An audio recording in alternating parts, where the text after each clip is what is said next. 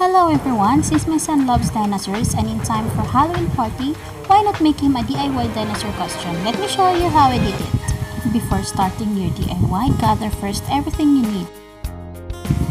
First thing to do is to make onesie. I use my son's hooded jacket and checking pants. Fold the fabric once and put those clothes. But before you trace, manually measure the length of your son from shoulder to toes.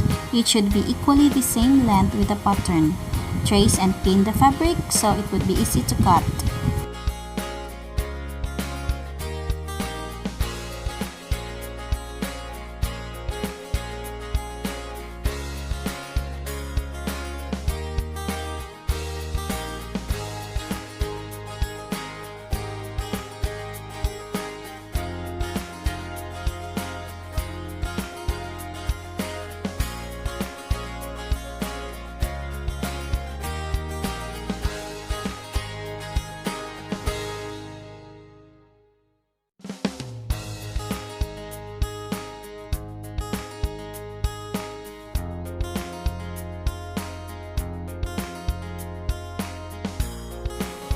Trace the arm of the jacket into the fabric and then pin and cut.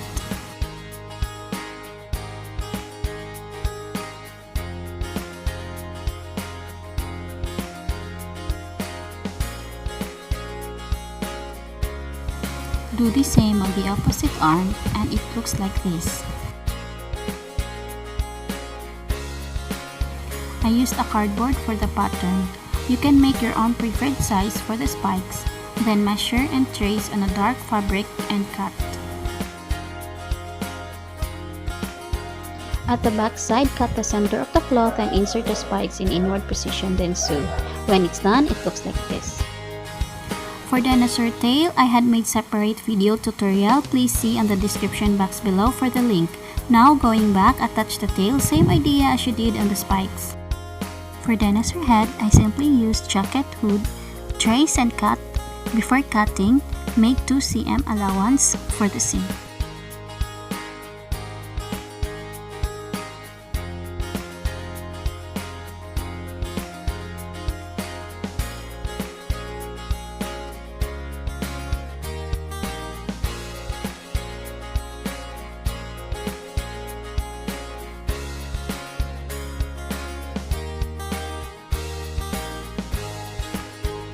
Measure the center of the hood. Cut a fabric with these measurements.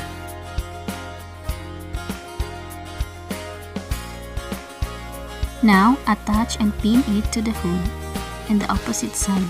Once it's done, sew it all the way around. Do the same on the other side. Now, it's time to attach the spikes. Flip one side of the hood and place the spikes inward. Then pin and sew.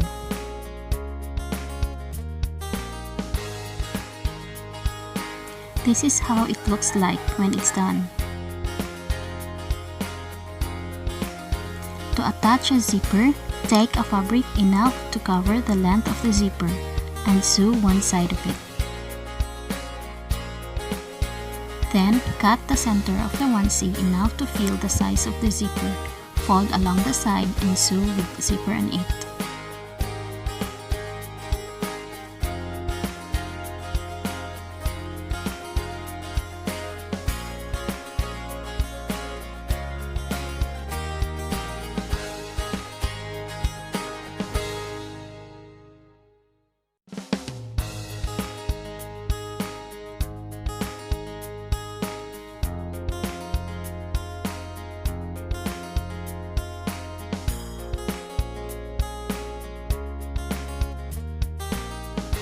This time, attach the hood, pin it to make it sure it's aligned and then sew.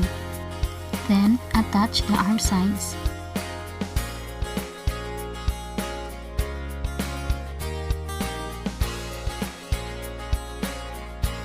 Seam the sides of the onesie for finishing touch.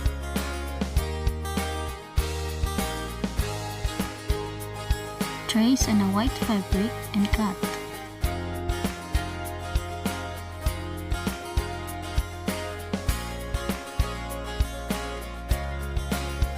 Attach it to the hood You may sew it or use hot glue, but I prefer to sew.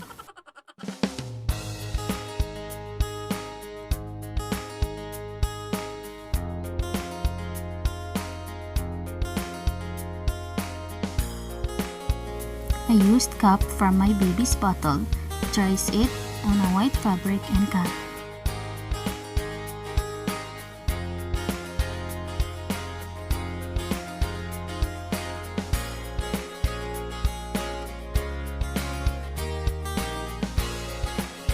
Do a running stitch along the side and pull the thread towards you enough to form a circle.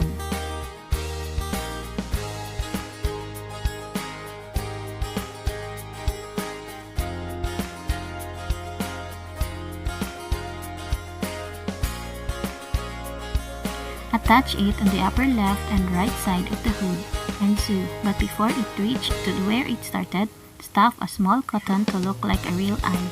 Then continue stitching until it reaches the end. Draw and shade a circle in it using a marker.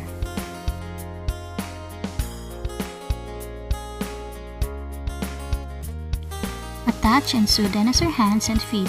I had made separate video tutorial on this. Please see on the description box below for the links. And it's done! Ready for Halloween party! Hope that you learned something on my video. If you have questions, just leave a comment down below and I'll respond as quick as I can. Please don't forget to subscribe for more DIY videos. See you next time. Bye!